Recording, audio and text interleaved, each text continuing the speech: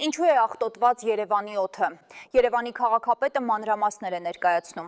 Սիրելի երևանցիներ, վերջին օրերին շատ եմ տեսնում մեկնաբանություններ, որտեղ քաղաքի օդի աղտոտվածության խնդիրը կապում են այսպես ասած ծառահատումների հետ։ Եկեք միասին պարզենք, արդյոք սա ճշմարտություն է, թե ոչ։ Վերջին 3 տարիներին Երևանը ունեցել է պատմական ծավալի կանաչապատման աշխատանքներ։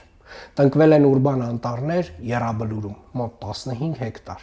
Փարոսի բլրին կրկին 15 հեկտար, Համալիրին հարող լանջերին 9 հեկտար, Նորք Մարաշի այգիներում, Նոր Նորքի 5-րդ զանգվածում, Աշտարակի խճուղու հարակից տարածքներում, Սարալանջում, Երևանյան լճի մոտ, Լյուքսեմբուրգի փողոցում եւ այդպես շարունակ։ Եվ էլ չեմ խոսում վերակառուցված այգիների մասին։ Այս ամենը միասին կազմում է գրեթե 60 հեկտար նոր կանաչապատ տարածքներ,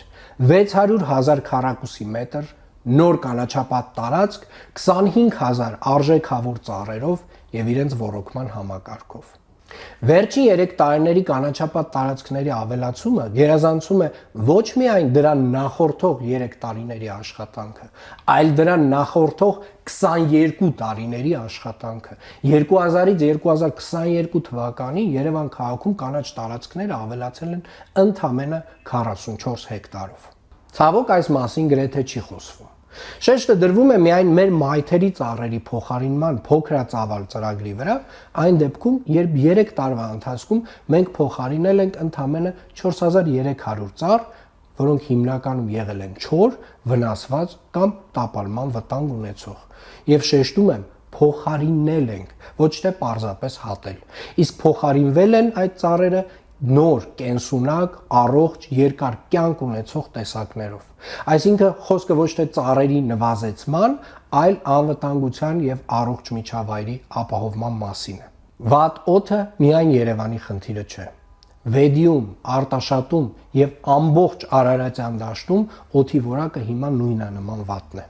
Սա հիմնականում պայմանավորված է քաղաքների ավազանային տեղակայմամբ, ձմեռային ինվերսիայով եւ սեզոնային կլիմայական գործընթացներով, որոնք այս օրերին պարզապես չեն թույլ տալիս, որ օդը տեղաշարժվի եւ փոխվի։ Մարդածին գործոնները վստահաբար որոշ չափով վատթարացնում են պատկերը քաղաքի ներսում, բայց ինվերսիան ինքնին տարածաշրջանային ֆիզիկական երևույթ է, անկախ որևէ գործողություններից։ Այո, օդի որակը հիմա լավը չէ, բայց շատ կարևոր է, որ բոլորս հստակ պատկերացնենք, ինչից է դա առաջանում, որն է իրական պատճառը եւ ինչ քայլեր ենք արդեն ձեռնարկել կամ ձեռնարկելու, որպեսզի պատկերը փոխվի։ Այս թեմային անպայման շուտով կվերադառնամ եւ կներկայացնեմ բոլոր այն քայլերը, որոնք արել ենք եւ անելու ենք կառավարության գործընկերների հետ համատեղ։